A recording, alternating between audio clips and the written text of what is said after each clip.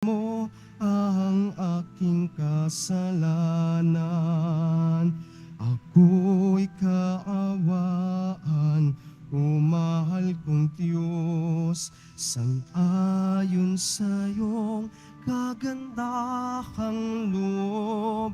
Mga kasalanan ko'y iyong pawiin, ayon din sa iyong pag-ibig sa akin.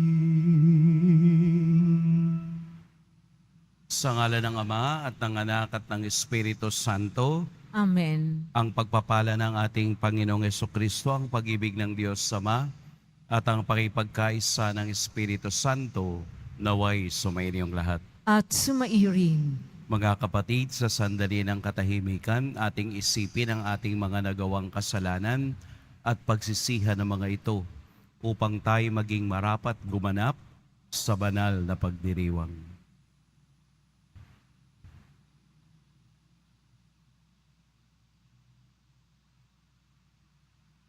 Tayo pong lahat, inaamin ko sa makapangyarihang Diyos At sa inyo, mga kapatid, na lubha akong nagkasala sa isip, sa salita, sa gawa, at sa aking pagkukulang. Kaya'y sinasamo ko sa mahal na Birheng Maria, sa lahat ng mga anghel at mga banal, at sa inyo, mga kapatid, na ako'y panalangin sa Panginoong ating Diyos. Kaawaan tayo ng makapangyarihang Diyos, patawarin tayo sa ating mga kasalanan, at patnubayan tayo sa buhay na walang hanggan. Amen. Panginoon, kaawaan mo kami. Panginoon, kaawaan mo kami. Kristo, kaawaan mo kami. Kristo, kaawaan mo kami. Panginoon, kaawaan mo kami. Panginoon, kaawaan mo kami. Manalangin tayo. Ama naming makapangyarihan, ikaw ay nagmamagandang loob na sa iyong pagpapala kami mapuspos.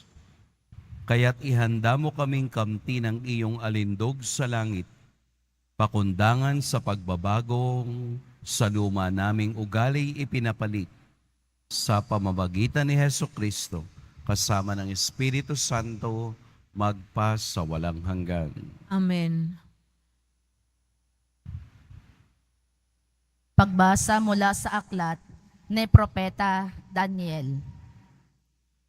Noong mga araw na iyon, ang mga tao ay nagkaisang parusahan ng kamatayan si Susana. Dahil dito, malakas at umiiyak na sabi ni Susana, Diyos na walang hanggan, nalalaman mo po ang lahat ng lihim at nakikita ang lahat ng bagay bago pa mangyari. Alam mo pong walang katotohanan ang ibinibintang nila sa akin. Hindi ko ginagawa kailanman ang ipinararatang nila sa akin. Bakit ako kailangang mamatay? Dininig ng Diyos ang kanyang dalangin. Nang si Susana dinala na sa pagpapatayan sa kanya, isang binatang nagngangalang Daniel ang malakas na tumutol. Ayaw kong mapabilang sa pagbububo ng dugo ng babaeng ito, sabi niya. Tinanong siya ng tao, ano ang ibig mong sabihin, binata? Lumapit sa unahan ang binata at nagpatuloy ng pagsasalita. Mga Israelita, hangal ba kayo? Hinatulan ninyo ang babaeng ito nang di muna sinisiyasat at maingat na sinasaliksik ang katotohanan. Kailangang ulitin ang paglilitis. Walang katotohanan ang katibayang inilahad ng dalawang iyan. Nagdudumaling bumalik ang mga tao. Sinabi ng mga pinuno, Daniel, yamang binigyan ka ng Diyos ng karunungang gaya ng isang matanda. Halika at sumama ka sa amin sa paghatol sa usaping ito.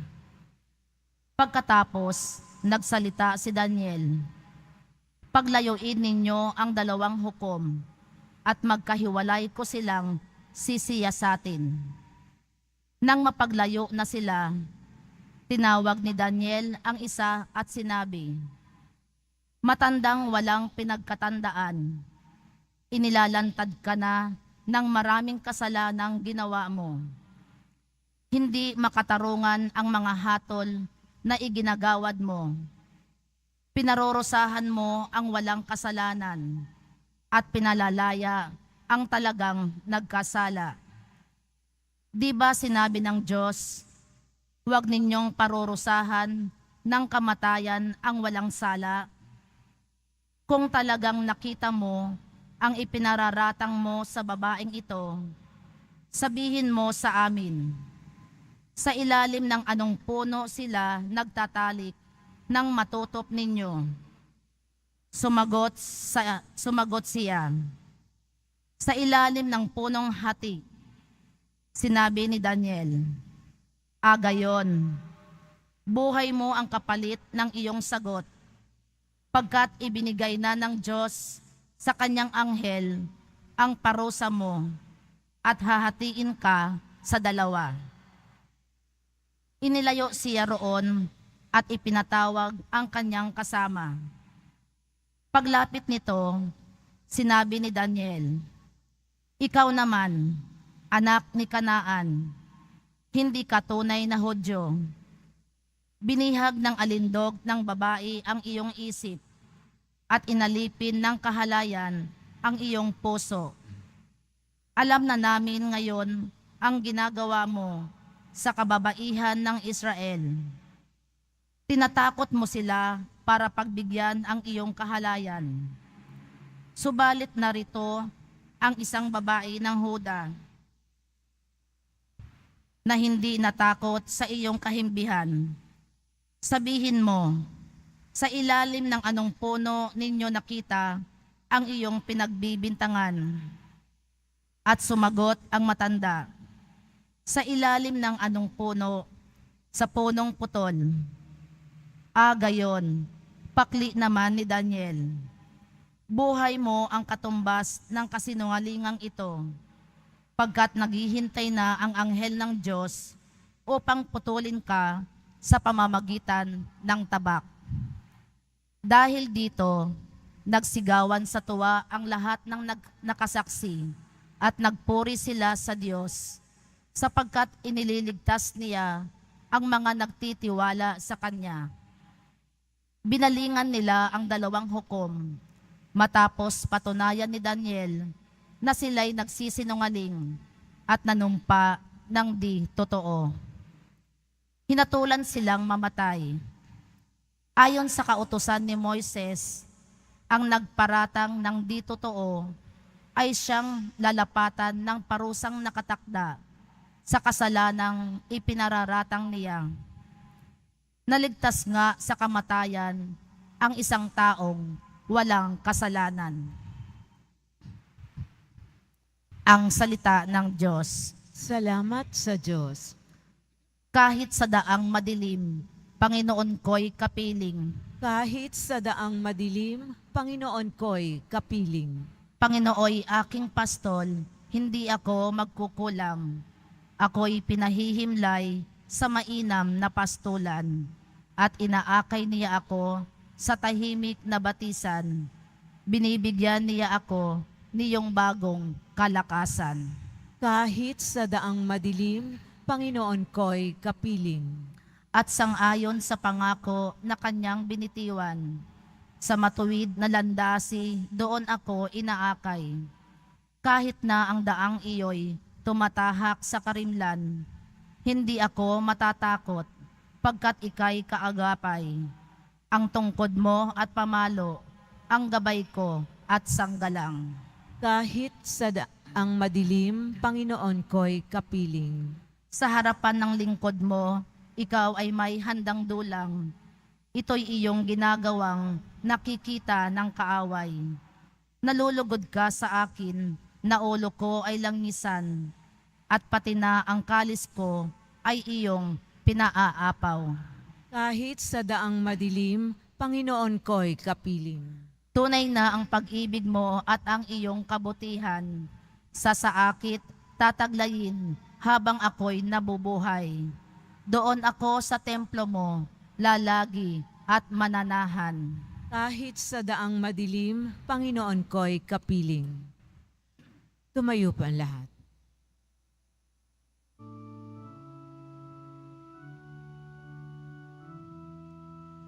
Nagpupuri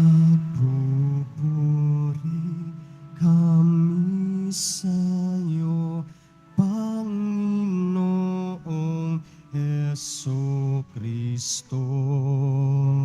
Nagpupuri kami sa'yo, Panginoong Jesucristo. Sinabi ng buong mahal, di ko nais na mamatay ang mga makasalanan.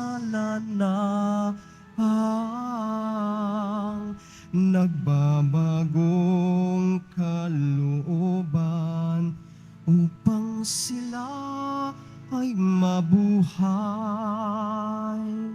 Nagpupuri kami sa'yo, Panginoong Jesucristo.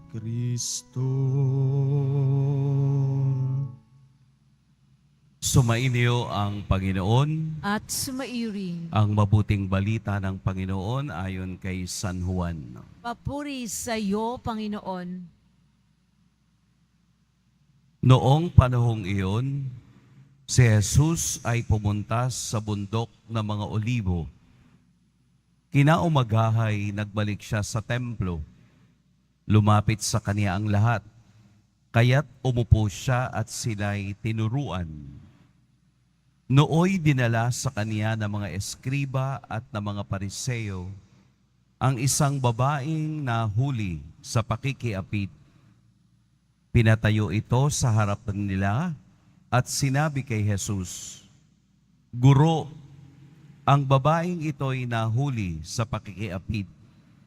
Ayon sa kautusan ni Moses, dapat batuhin hanggang sa mamatay ang mga gaya niya.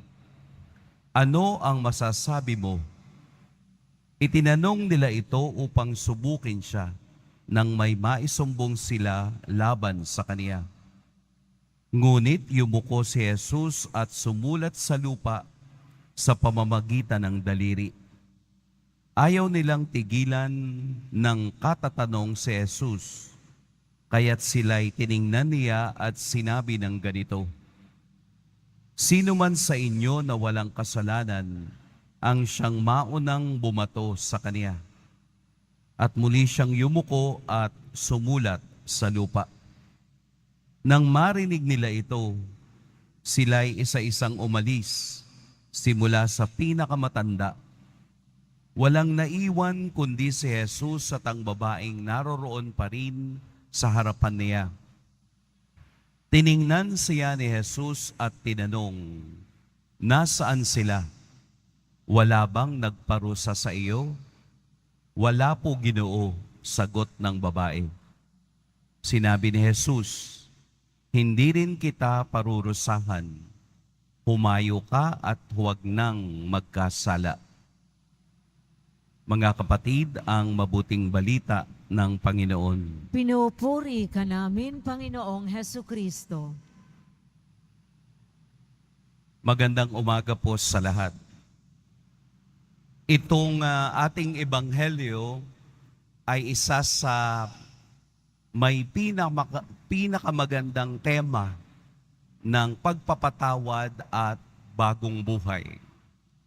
Pero bago natin iyon maunawaan, tingnan muna natin ang kalalagayan ng tunggalian ni Jesus at ng mga eskriba at pariseo.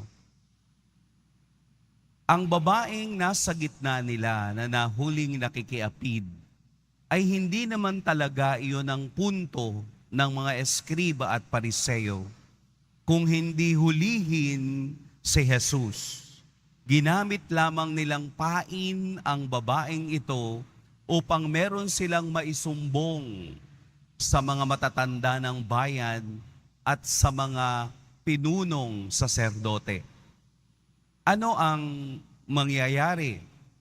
Una, kapag sinabi ni Jesus na siya ay pagbabatuhin, siya ay lalabag sa batas ng mga Roman rule. Dahil sila ay under na mga Romano, hindi mo pwedeng ilagay sa kamay mo ang batas. Kailangan ng utos ay manggaling sa kataas-taasan.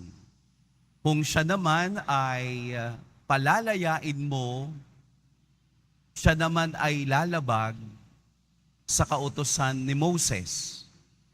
Ano yung kautusan na ang babaeng nahuling nakikipagtalik sa hindi niya asawa o adultery ay papatayin sa pamamagitan ng bato. In between, walang pupuntahan si Jesus. Kaya siya ay yumuko, sumulat na hindi natin alam kung ano ang kaniyang sinulat. Ayon sa pagsasaliksik ng mga biblical scholars, wala ring makapagsabi kung ano ang sinulat ni Jesus. Sapagkat ang pagsulat noong araw na iyon ay isa ring paglabag sa batas ni Moses sa araw ng pamamahinga. Hindi natin alam kung ang sinulat niya ay batas din ni Moses. Ganun pa man, sa gitna ng kontrobersya ng babaeng nakikiapid bilang pagpapakita kung gaano ang kaisipan ng Diyos ay ibang-iba sa kaisipan ng tao.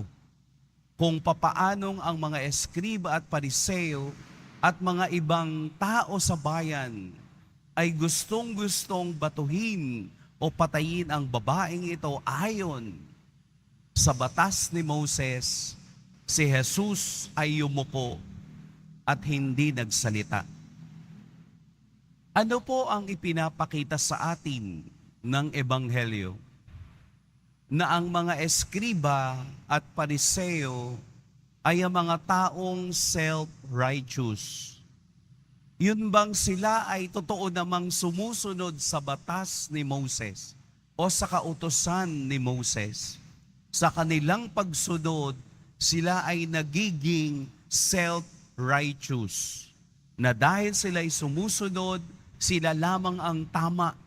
Dahil sila ay sumusunod, sila lamang ang banal. Dahil sila ay sumusunod, ang lahat ng hindi nakakatupad nito ay makasalanan. Hindi pwedeng ipakita ni Jesus ang bagay na hindi nila maunawaan. Kaya nga, sa kasaysayan, kailangan upang mapatunayan mong ang isang tao ay nagkasala, katulad ng narinig natin sa unang ebanghelyo, kailangan mayroon kang saksi. Hindi pwedeng husgahan ang babaeng ito ng pakikiapid dahil walang gustong sumaksi kung siya ba talaga ay nakikiapid. Marahil, ito yung isinulat ni Jesus. Yung pagsabi niya, kung sino sa inyo ang walang kasalanan, siya ang unang babato sa kaniya. Yung effect nung kaniyang sinabi, yung effect ng kaniyang sinalita ay tumimo sa mga taong naroroon sapagkat alam nila hindi sila pwedeng maging saksi dahil silang lahat ay makasalanan. Kaya inyo pong titingnan, hindi nang iiwan si Jesus. Hindi tayo iiwanan ni Jesus Nazareno sa gitna ng ating kahinaan. Hindi niya tayo huhusgahan sa kabila ng ating kasalanan. Ito ay tagpo ng pagpapakita ng forgiveness pagpapatawad, at new life, pagbabagong buhay. Sinabi ni Jesus, hindi rin kita parurusahan. Humayo ka at huwag nang magkasala. Dalawang salita na magbibigay ng pag-asa sa lahat ng yumuyuko sa kaniyang kapangyarihan. Nararanasan natin yan. May mga taong mapanghusga. Mayroon nga sigurong naranasan ninyo at narinig sa mga taong ito na tinutuldukan ang ating buhay. Yung bang sasabihan kang wala ka ng pag-asa, hindi ka na magbabago, hindi ka na magtatagumpay. Yung bang binibigyan nila tayo ng katapusan. Pero ang Diyos, nanindigan, pinanindigan, at tinindigan niya ang babaeng ito na katulad din nating makasalanan. Hindi tayo iiwanan, paninindigan tayo ng Diyos kahit nasa gitna ng ating kawalan. Kailangan lang nating makipag-cooperate sa Diyos. Makipag-isa sa Diyos, katulad ng babaeng ito na pinatawad ni Jesus at binigyan ng bagong buhay. Tayo po ang babago ng istorya ng ating buhay. Kung ayaw nating makipag-cooperate sa Diyos, hindi natin makikita ang kaniyang grasya at pagbibiyaya ng buhay. Mababago araw-araw ang gusto nating tahakin kung tayo ay kakayaning lumuhod at humingi ng awa ng mapagpalang Diyos. Magagawa nating mabago ang baluktot nating buhay upang dumiretso patungo sa Diyos. Lahat tayo makasalanan, pero pinanindigan, tinayuan, niyakap, at binigyan ng Diyos ng espasyo sa kaniyang puso. Ito ang pagkakakilanlan ng ating Poong Jesus Nazareno. Yumayakap at hindi nang iiwan sa mga taong pinanghihinaan ng kalooban dahil sa kasalanan. Sa pagyakap sa Diyos ay mayroong pagpapala. Huwag nating sayangin ang pagkakataon araw-araw na ibinibigay ng Diyos na mabago ang takbo ng ating buhay, sapagkat ang Diyos lamang ang may kakayahang hugasan ang lahat ng ating kasalanan. Pagpalain tayo ng Poong May Kapal.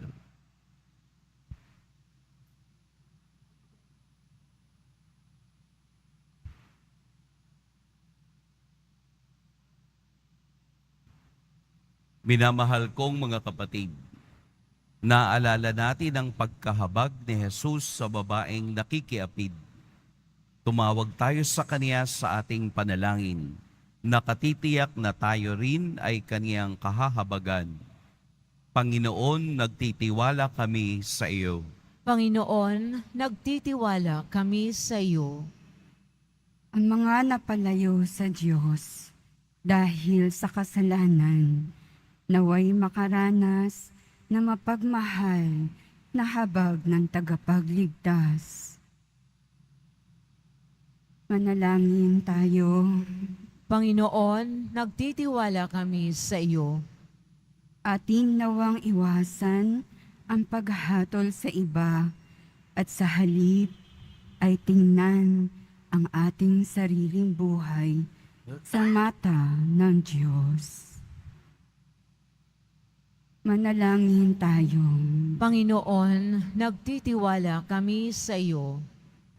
Ang mga may mabibigat na pasaning dala ng kahirapan at alalahanin, naway maunawaan na hindi sila iniiwan ng Diyos.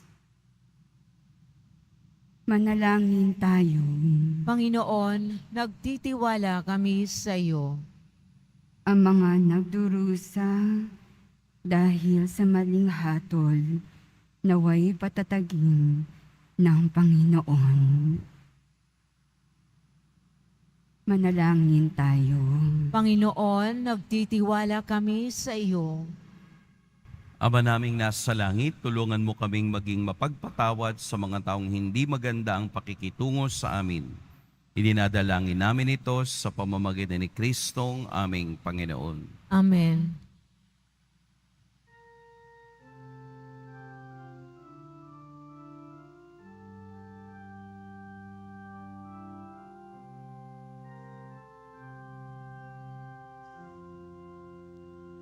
Sa pagsunod sa utos mo, nalulungkot akong labis, di masukat ang galak ko,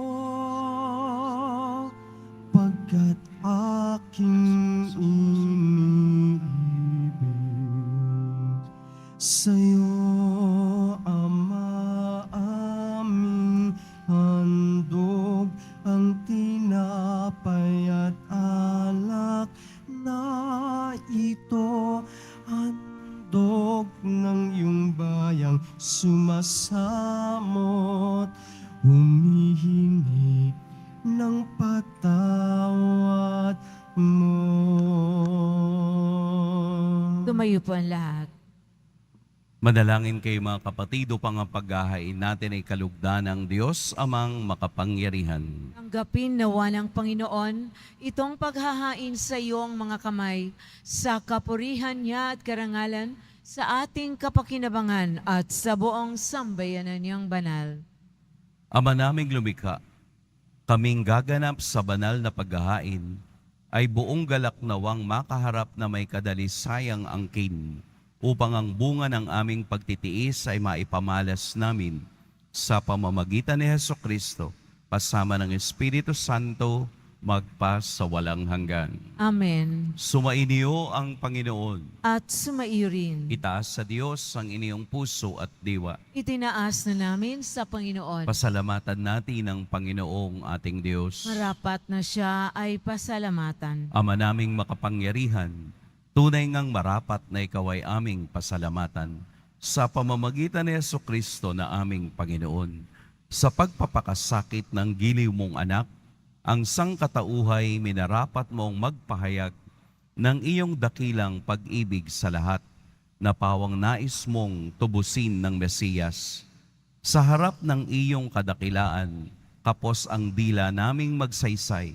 Sa pag-ibig na makapangyarihang sa krus ay itinanghal. Sa krus ipinasyang patawarin ng mga tao. Sa krus nagtagumpay ang ipinakong Kristo. Kaya kaisa ng mga anghel na nagsisiawit ng papuri sa iyo, nang walang humpay sa kalangitan, kami nagbubunyi sa iyong kadakilaan. Santo, Santo, Santo, Panginoong Diyos ng mga hukbo, napupuno ang langit at lupa ng kadakilaan mo, o sana sa kaitaasan. Pinagpala ang naparirito sa ngalan ng Panginoon, o sana sa kaitaasan. Ama naming banal, ikaw ang bukal ng tanang kabanalan. Kaya't sa pamamagitan ng iyong Espiritu, gawin mong banal ang kaloob na ito upang para sa amay maging katawan at dugo ng aming Panginoong Hesukristo. Bago niya pinagtiis ang kusang loob na maging handog, hinawakan niyang tinapay, pinasalamatan kaniya, pinaghati-hati niya iyon, iniabot sa kaniyang mga alagad at sinabi, "Tanggapin ninyong lahat ito at kanin, ito ang aking katawan na ihahandog para sa inyo."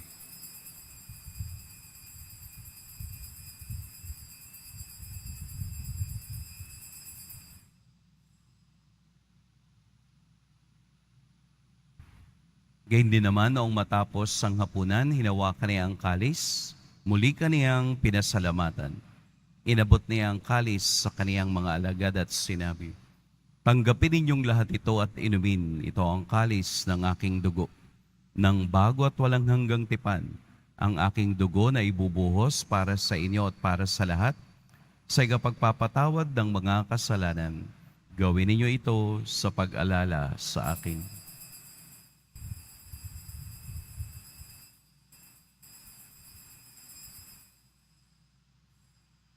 Tumayo po ang lahat. Ipagbunyi natin ang misteryo ng pananampalataya. Si Kristo ay namatay, si Kristo ay nabuhay, si Kristo ay babalik sa wakas ng panahon. Ama, ginagawa namin ngayon ang pag-alala sa pagkamatay at muling pagkabuhay ng iyong anak. Kaya't iniaalay namin sa iyo ang tinapay na nagbibigay buhay at ang kalis na nagkakaloob ng kaligtasan. Kami nagpapasalamat dahil kami iyong minarapat na tumayo sa harap mo para maglingkod sa iyo. Isinasamo namin kaming magsasalo-salo sa katawan at dugo ni Kristo ay mabuklod sa pagkakaisa sa pamamagitan ng Espiritu Santo. Ama, lingapin mo ang iyong simbahang laganap sa buong daigdig. Puspusin mo kami sa pag-ibig, kaisa ni Francisco na aming Papa, at ni Jose na aming obispo at ng tanang kaparian. Alalahanin mo rin ang mga kapatid naming nahimlay nang may pag-asang sila'y muling mabubuhay, gayon din ang lahat ng mga pumanaw.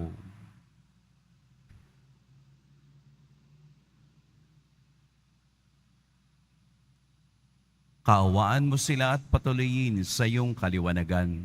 Kaawaan mo at pagindapating kaming lahat na makasalo sa iyong buhay na walang wakas. Kaisa ng mahal na Birheng Maria na ina ng Diyos, ng kabiyak ng puso niyang si San Jose, kaisa ng mga apostol ni San Juan Bautista, at ng lahat ng mga banal na namuhay dito sa daigdig ng kalugod-lugod sa iyo, maipagdiwang nawa namin ang pagpupuri sa ikararangal mo sa pamamagitan ng iyong anak na aming Panginoong Hesukristo. Sa pamamagitan ni Kristo, kasama niya at sa Kanya, ang lahat ng parangal at papuri sa iyo, Diyos, Amang makapangyarihan, kasama ng Espiritu Santo, magpa sa walang hanggan. Amen. Sa tagubili ng nakagagaling na utos at sa turo ni Jesus na Panginoon natin at Diyos, ipahayag natin ng lakas loob. Ama namin, Sumasalangit ka, sambahin ang ngalan mo, mapasa amin ang kaharian mo, sundin ang loob mo dito sa lupa para ng sa langit.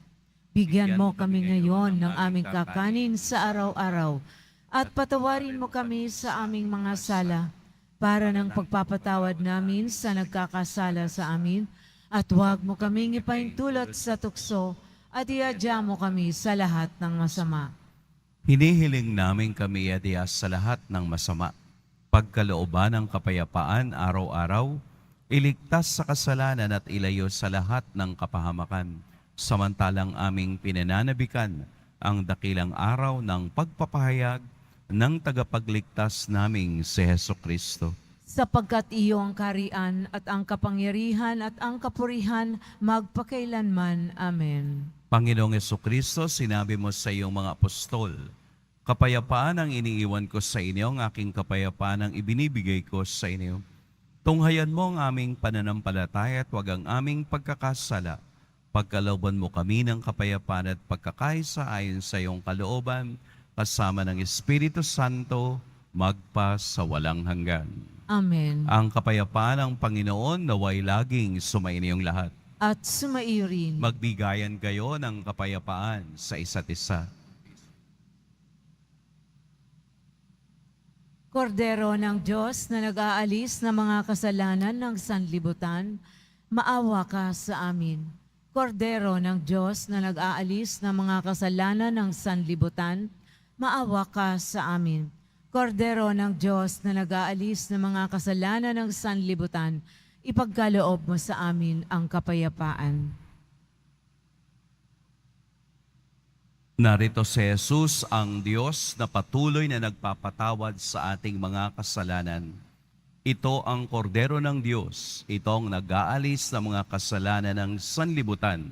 Mapapalad ang inaanyayahan sa kaniyang piging. Panginoon, Hindi ako karapat-dapat. hindi ako karapat-dapat na magpatuloy sa iyo, ngunit sa isang salita mo lamang ay gagaling na ako.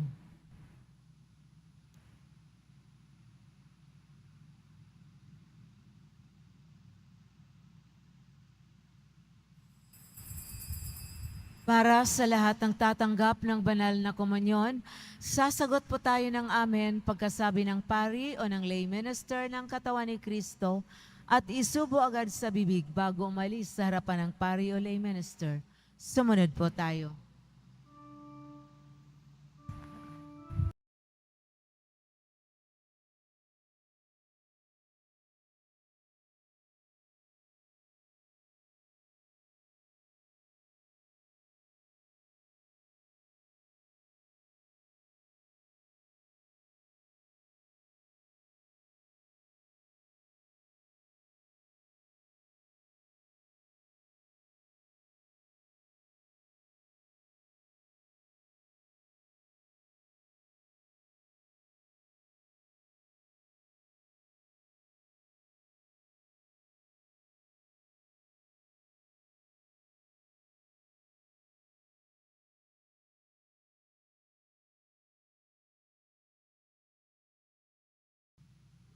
Manalangin tayo.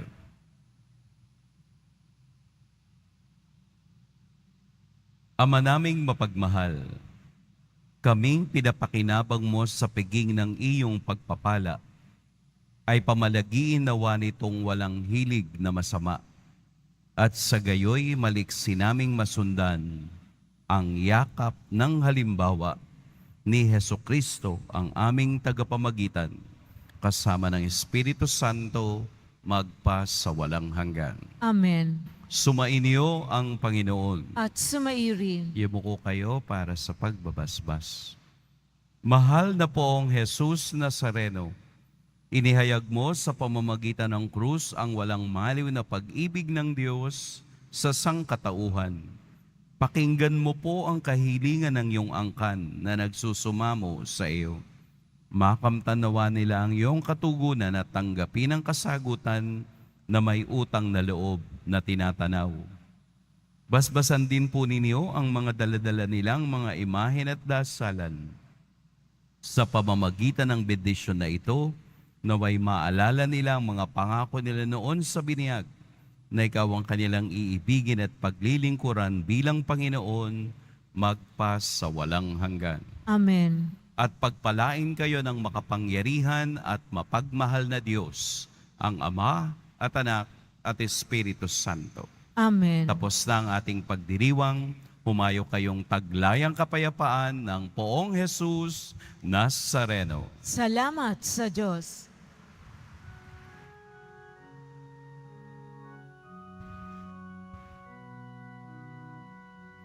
Nuestro Padre Jesus Nazareno, sinasamba ka namin, pinipinto ka namin, aral mo ang aming buhay at kaligtasan. Nuestro Padre Jesus Nazareno, iligtas mo kami sa kasalanan. Ang krus mong kinamatayan ay sagisag ng aming kaligtasan. Nuestro Padre Jesus Nazareno, dinarangal ka namin. Nuestro Padre Jesus Nazareno, niluluwalhati ka namin. Nuestro Padre Jesus Nazareno, dinarangal ka namin. Nuestro Padre Jesus Nazareno, niluluwalhati ka namin.